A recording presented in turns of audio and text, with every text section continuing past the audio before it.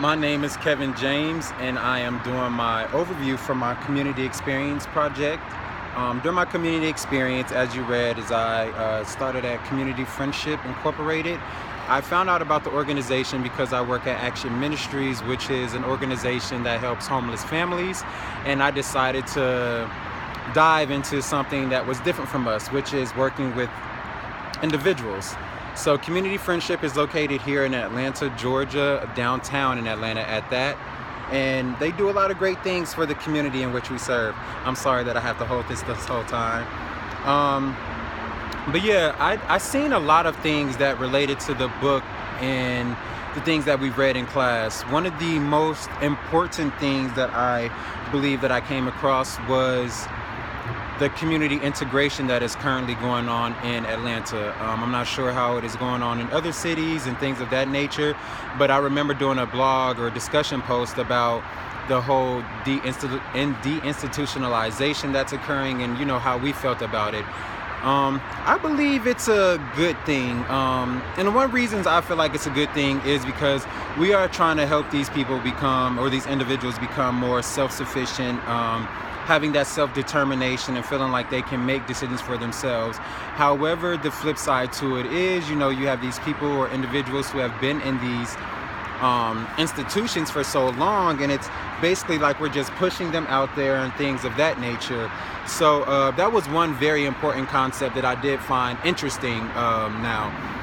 Also, while working or doing my experience at Community Friendship, I did get a chance to see how the community integration or deinstitutionalization worked. The team that I worked with, they did receive a referral from DBHDD, which is the Department of Behavior Health and Developmental Disabilities of Georgia. And this guy was very irate most of the times. He did not want to follow instructions, and it was really just hard for them to house him. He was a flight risk. So whenever they did do something with him, more than likely he resorted back to his homelessness status, which isn't good. Another important concept that I did find was also the chapter in when we discussed the law, crime, and the community. One thing while doing my community experience at Community Friendship is I ran into a lot of the people couldn't find housing because of their background, their criminal history, and things of that nature. So it was very difficult for case managers to be able to locate the proper services for them as far as housing goes, and that was a huge barrier.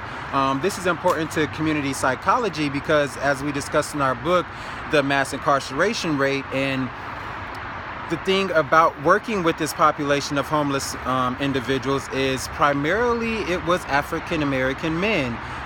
Me being an African American male myself, I'm not sure.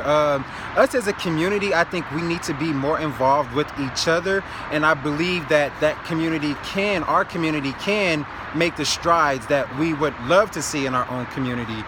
So that's one of the underlying things that I feel strongly about. But we all know that there's more to that story as well. And another important aspect, which I feel is very important and is something that we discussed in class, is social support.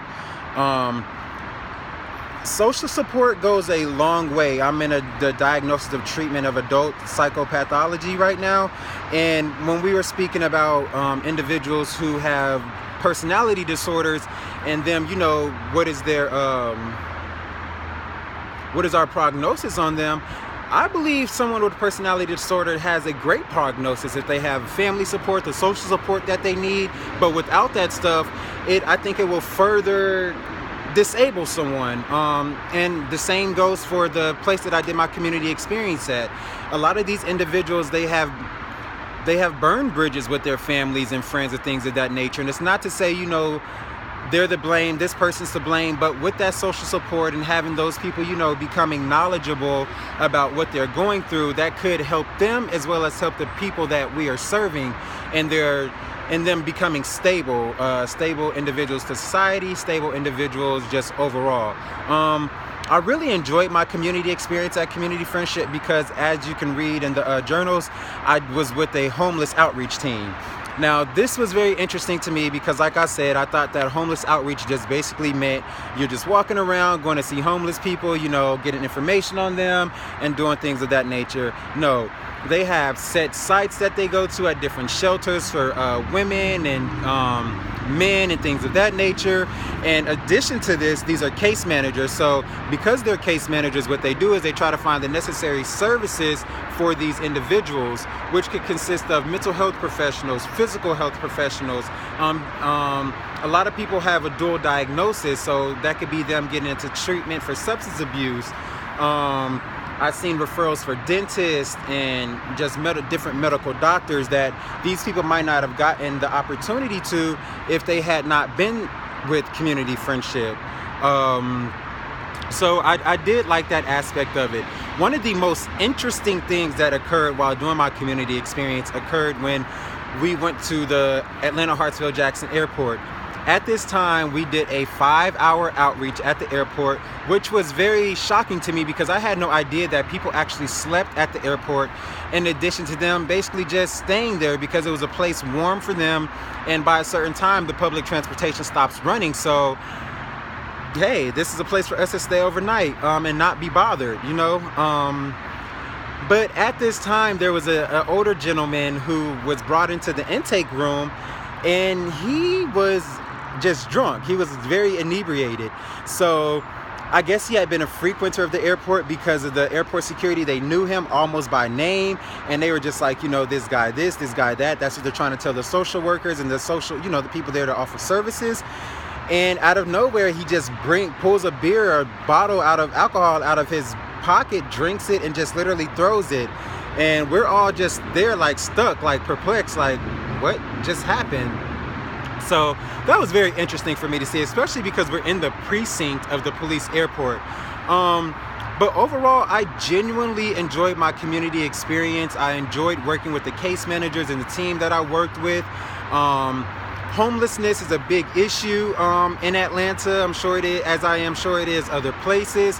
And right now, Atlanta is just trying to do the up and up to help the community of homelessness, which is very important to community psychology, because we're at this place where we're like, okay, so why are people homeless? Why don't they want services? Why don't they want this and why don't they want that? So one thing I'd seen in my experience is working with some of the other collaborative teams.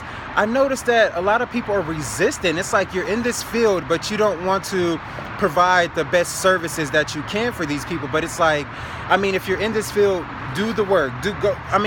Why is it hard to go above and beyond for clients? I'm sure all clients aren't easy to work with, and some clients make it very difficult, as I've seen as well.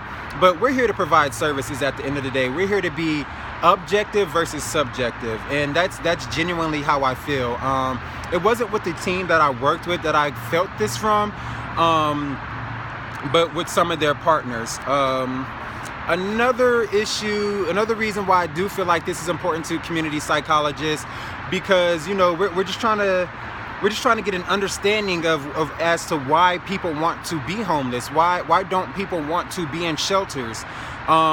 And just from hearing some of the clients speak and just hearing from some of the stories that I heard about some of the shelters, yes, your missions may say this, your scopes may say this, but you have these employees that are in these shelters who don't necessarily believe in the mission of the organization, which I believe is a huge problem. I'm not sure if that's a work for a consultant, as we discussed, or a work for, someone else to come in and do. But I believe that if clients and individuals and these homeless individuals felt more at home at these shelters, they would want to engage in services and they would want to do X, Y, and Z. But when you have someone in there constantly talking you down and you're already in a down situation, that does not make you feel any better as a human. But homelessness is a revolving door. We can go on and on as to how it can affect everyone and how it does affect everyone and how we could all help. But I believe it's just something that we'll have to take one step at a time, one service at a time, and just, be there when those clients need us most. And I really enjoyed this community experience a lot, so thank you for giving me the opportunity to look outside of my scope, which is families and women and children, or families, and work with individuals.